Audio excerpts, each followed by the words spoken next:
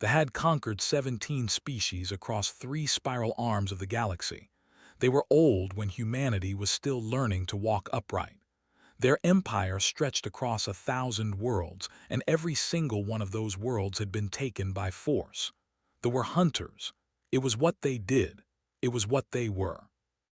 At the heart of their conquest strategy were the strike teams. These were not ordinary soldiers. Each member was selected at hatching and trained for decades in the art of terror and death. They learned to move without sound. They learned to kill without mercy. They learned that fear was a weapon more powerful than any gun or blade. A single strike team could break the spirit of an entire civilization before the main fleet even arrived.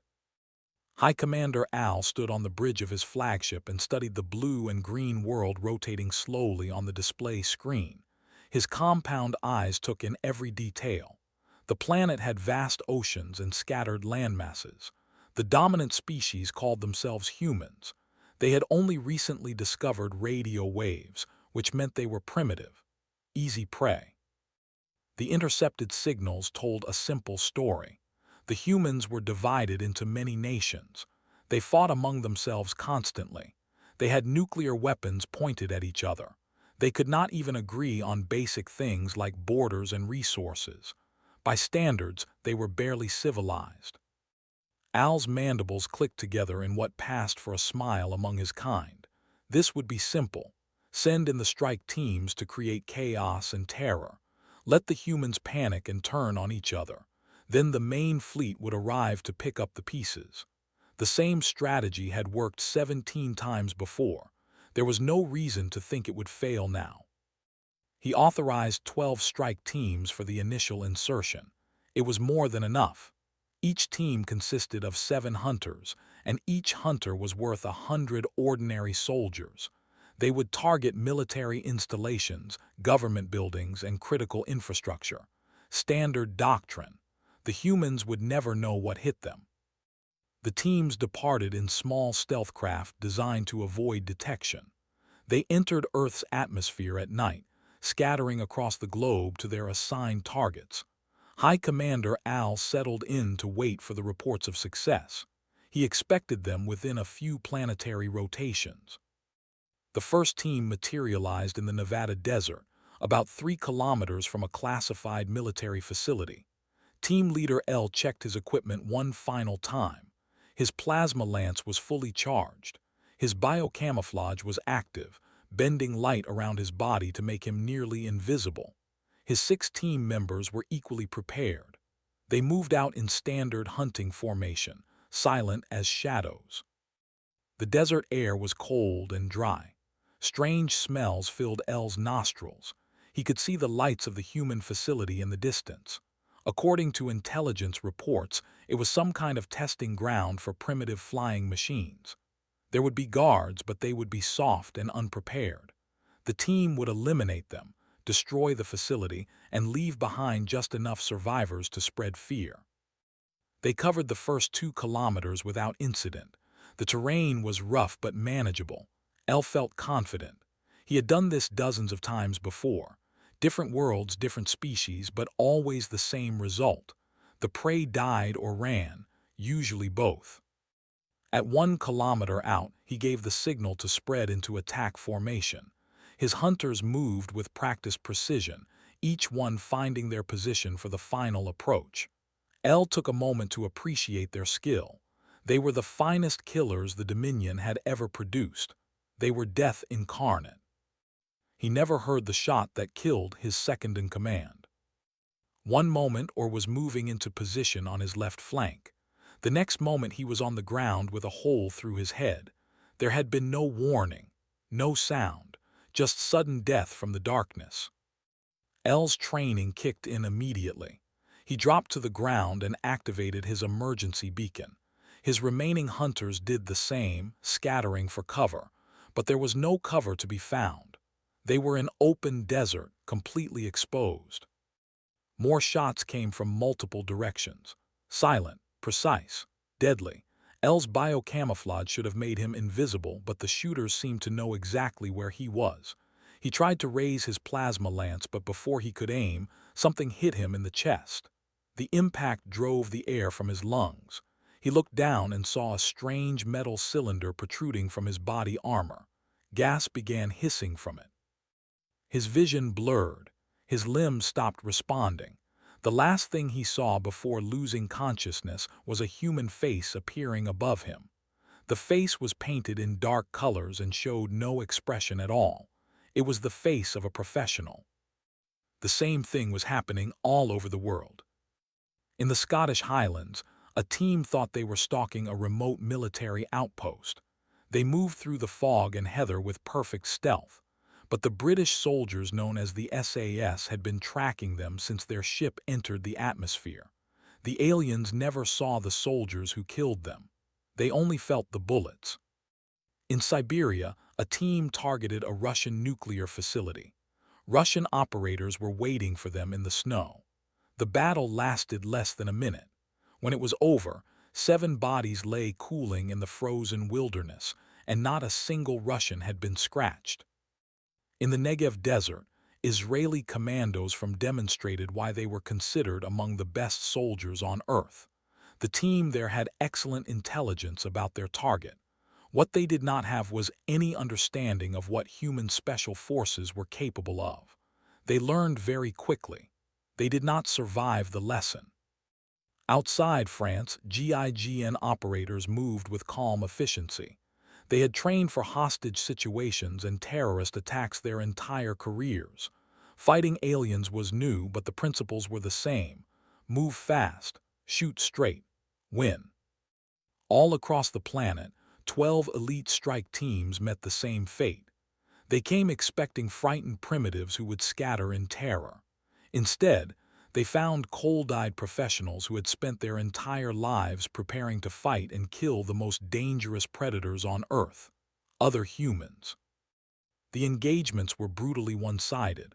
They had plasma lances that could cut through starship armor. They had biocamouflage that bent light around their bodies. They had centuries of experience hunting lesser species. None of it mattered. The humans were faster, more coordinated, and absolutely ruthless. They fought like they had been born for this, because in a way they had. High Commander Al received the reports one by one. At first, he assumed there was some kind of communication error. Then he thought it might be enemy interference with the signals. But as the hours passed and not a single team reported success, the terrible truth became clear. All 12 teams had been eliminated. All 84 of the finest hunters in the Dominion were dead or captured. Not a single terror attack had succeeded. The humans had not even announced they were under attack. There was nothing on their primitive broadcast systems about alien invasion. No panic, no fear. It was as if the whole thing had been handled quietly and efficiently, like taking out the trash. Al stared at the reports in disbelief. This was impossible. The strike teams never failed. They had conquered 17 species. They were the terror of the galaxy. How could they be wiped out by primitives who still used chemical-propelled projectiles? He called for a strategic review and began reading the detailed intelligence on human military capabilities. What he found disturbed him deeply. These creatures had been fighting each other for their entire history. They had developed war into a science and then into an art form. They had special units trained specifically to hunt and kill other hunters. They called it counterterrorism. The word sent a chill through Al's exoskeleton. They had never encountered such a concept before. Why would a species train soldiers to fight its own kind? But as he read more, he began to understand. Humans were not like other species. They were predators who had evolved alongside other predators. They had spent their entire existence fighting for survival against everything their planet could throw at them, including each other. And now they had just killed 84 of his best hunters, without breaking a sweat. High Commander Al made a decision. He would send more teams, many more teams. He would overwhelm the humans with sheer numbers. They had been lucky once. They would not be lucky again. He did not realize he was making the worst mistake of his long military career. The Dominion Strategic Council convened an emergency session aboard the flagship. They were old and experienced, survivors of countless campaigns across the stars. They had seen many things in their long lives, but they had never seen anything like this.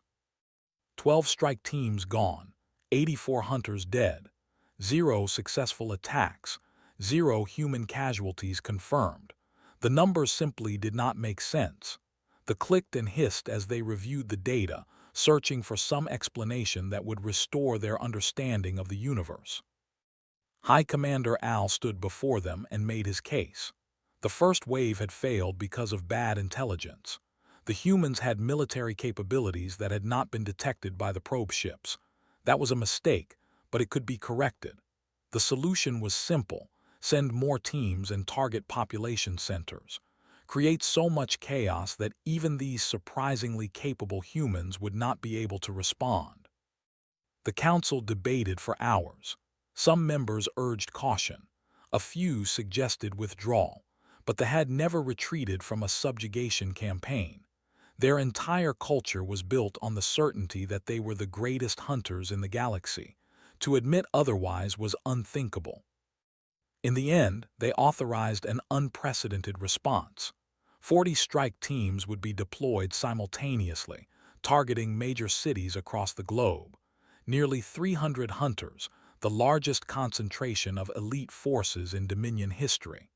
They would break the humans through sheer, overwhelming force.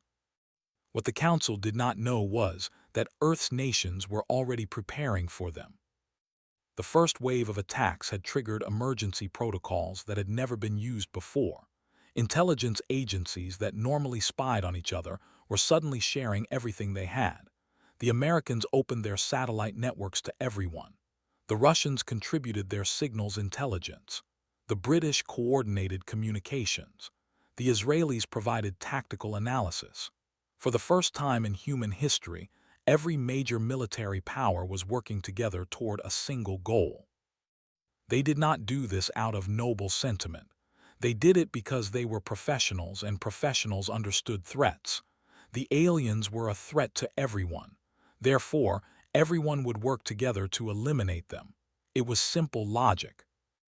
By the time the second wave of ships entered the atmosphere, every significant counterterrorism unit on Earth was on high alert.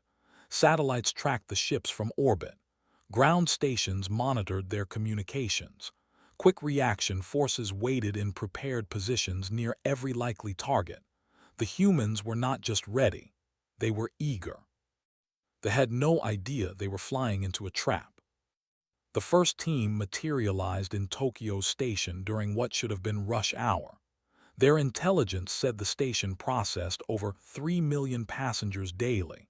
It should have been packed with terrified civilians, easy targets for maximum psychological impact. Instead, the station was empty. The 7 hunters stood in the vast silent space, their compound eyes searching for threats. Something was very wrong. Where were the crowds? Where were the screaming victims they had been promised? Then the lights went out. Japan's Special Assault Team had been preparing for this moment for 3 days. They had thermal imaging gear that could see through biocamouflage. They had positioned themselves on multiple levels with overlapping fields of fire. They had practiced this exact scenario 17 times. The aliens never stood a chance. Gunfire erupted from every direction. They tried to return fire, but their plasma lances needed time to charge between shots. Human rifles did not. By the time the first plasma bolt was released, 4 hunters were already down. By the time the second bolt was ready, there was no one left to fire it. The whole engagement lasted 8 seconds. Similar scenes played out across the globe. In Brazil, BOPE had converted an entire favela into a kill zone. The terrain that the thought would provide cover had been pre-sighted down to the centimeter. Every alleyway was a trap. Every rooftop hid a sniper. The hunters became the hunted. In Mumbai, India, NSG commandos demonstrated that humans had independently invented the concept of explosive breaching and had refined it considerably. When a team fortified themselves in a building, the Indians simply blew the building up. Problem solved. In Berlin, Germany, GSG-9 operators worked with quiet efficiency. They did not waste ammunition. They did not take unnecessary risks. They simply located each alien, confirmed the kill, and moved to the next target. It was almost boring in its professionalism. But it was the incident in London that truly shattered Dominion morale. A team of 7 hunters inserted near Parliament, expecting to cause chaos in the heart of human government. They found themselves facing not just SAS operators, but a coordinated response involving multiple agencies. MI5 had tracked them from orbit. Metropolitan Police had established cordons on every escape route. Armed response vehicles blocked every street. The hunters tried to fight, but they were surrounded by professionals who had trained for exactly this kind of scenario. 5 of them died in the first minute. A 6th was taken down by a police marksman from 300 meters away. The 7th hunter, wounded and desperate, attempted to flee through the London Underground. This was a mistake. The tunnel systems were exactly the kind of environment where human close-quarters combat training showed its full effectiveness. The alien made it approximately 200 meters before being cornered. What happened next would become legend among human soldiers for decades. The wounded was finally brought down not by a special forces operator, but by an off-duty British Army sergeant who happened to be catching a train. Armed with nothing but a fire extinguisher, the sergeant beat the alien until it stopped moving. When asked about it later, he simply shrugged and said he was not going to let some space bug mess up his commute. High Commander Al received the after-action reports with growing horror. 40 teams, nearly 300 hunters, all eliminated within a few hours. Human casualties totaled 14, and most of those were from a training accident during a joint exercise. A training accident. The humans were not just winning. They were winning so completely that they had started treating incursions as opportunities to practice their skills. But the detail that haunted Al the most was buried in the intelligence analysis. Throughout all the engagements, the humans had been taking notes. They were studying tactics in real time, developing counters, improving their responses. Every attack made them more effective. Every battle taught them something new. One intercepted human communication was translated and included in the report. It was a message between 2 human commanders discussing the latest engagement. The translation read simply, "These things die just like everything else." The Dominion had conquered 17 species. They had broken worlds and extinguished civilizations. They were the terror of the galaxy, and the humans were treating them like a training exercise. High Commander Al sat alone in his command chamber and faced the impossible truth. They were not the apex predators they had always believed themselves to be. They had simply never encountered a species that was better at killing than they were. Until now. The Strategic Council convened one final time. The atmosphere was heavy with defeat. 362 of the Dominion's finest hunters had been lost. Nearly 500 years of combined combat experience had been wiped out in a matter of days. The Strike Team program, pride of the for 6,000 years, was effectively destroyed. High Commander Al presented the final intelligence assessment. The analysis was thorough and devastating. Human military capabilities had been severely underestimated. Their projectile weapons, while primitive in principle, were highly refined and effective. Their communications and coordination were far more sophisticated than initial scans had suggested. And their soldiers, particularly the elite units, were among the most effective killers the Dominion had ever encountered. But the most alarming finding was cultural, rather than military. The humans had a concept that did not exist in society. They called it counterterrorism. It was the practice of training specialized forces specifically to hunt and eliminate other hunters. They had never needed such a concept because they had always been the hunters. They had never been the hunted. The humans, on the other hand, had spent their entire history hunting each other. Their planet was divided into competing nations, and each nation had developed its own elite forces to protect against threats. These forces trained constantly. They studied every possible enemy. They prepared for every conceivable scenario. They were, in the truest sense of the word, professionals. And professionals, the analysis concluded, were not intimidated by terror. Terror was simply another problem to be solved, another enemy to be eliminated. They had built their entire conquest strategy around the assumption that all species could be broken by fear. They had never encountered a species that responded to fear by becoming more organized, more efficient, and more deadly. The council listened in silence. Some of the older members remembered the early days of expansion, when they were still learning to conquer. There had been difficult campaigns before, but nothing like this. Nothing that made them question their fundamental understanding of themselves. One raised the possibility of continuing the campaign with conventional forces. The main fleet was still intact. Perhaps overwhelming numbers could succeed where the strike teams had failed. But the intelligence assessment addressed this as well. Human nuclear arsenals were extensive and widely distributed. Any conventional invasion would trigger a response that would render the planet valueless. The humans seemed perfectly willing to destroy themselves rather than submit to conquest. It was not rational behavior by standards, but it was entirely consistent with human history. Another suggested a blockade. Cut the humans off from space and wait for them to collapse internally. Their societies were already divided and in conflict. Surely they would destroy themselves eventually. This proposal was also rejected.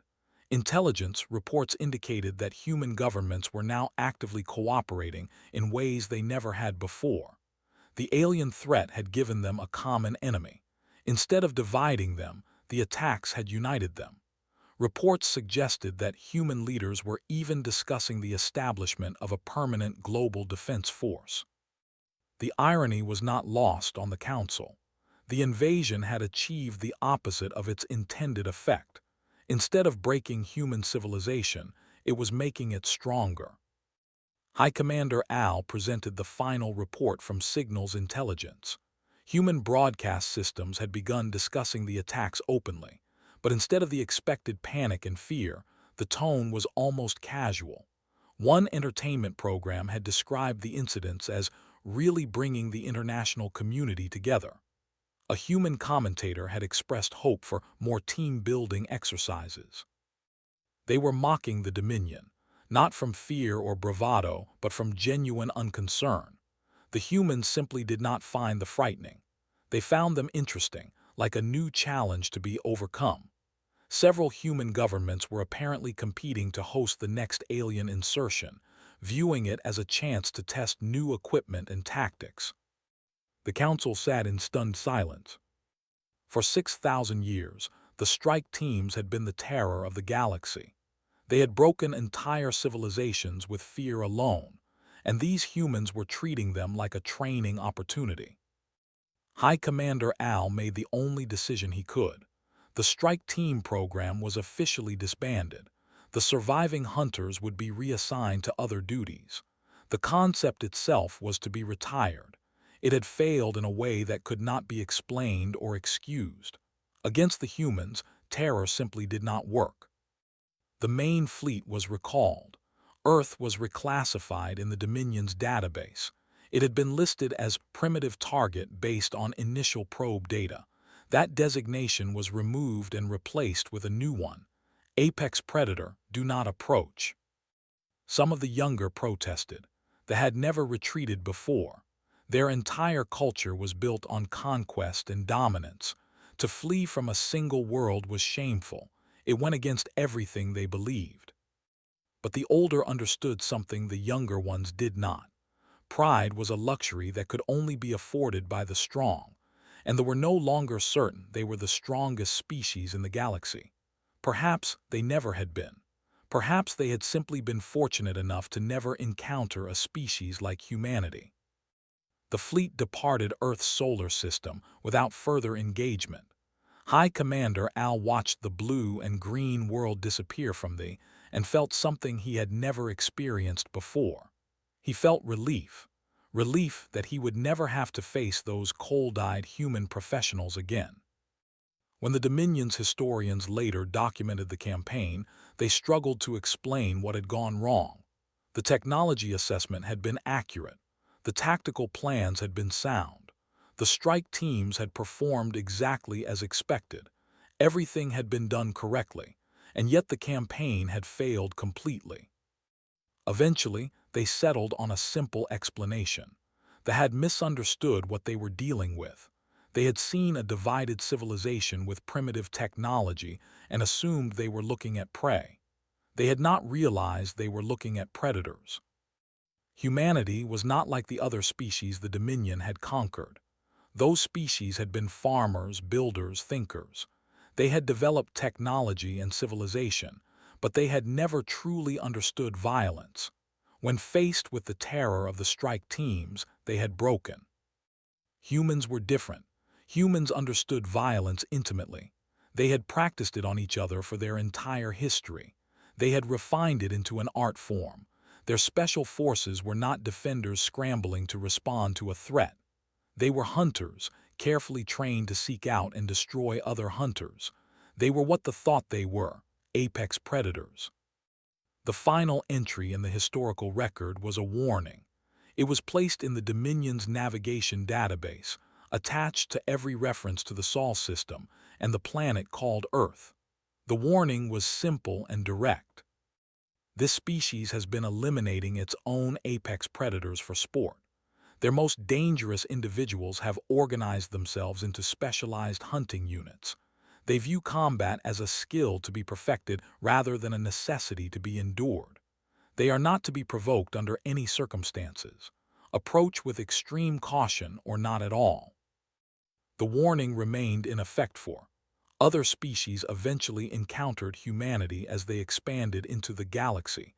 Some tried to challenge them. All of them learned the same lesson they had learned. Humanity was not prey.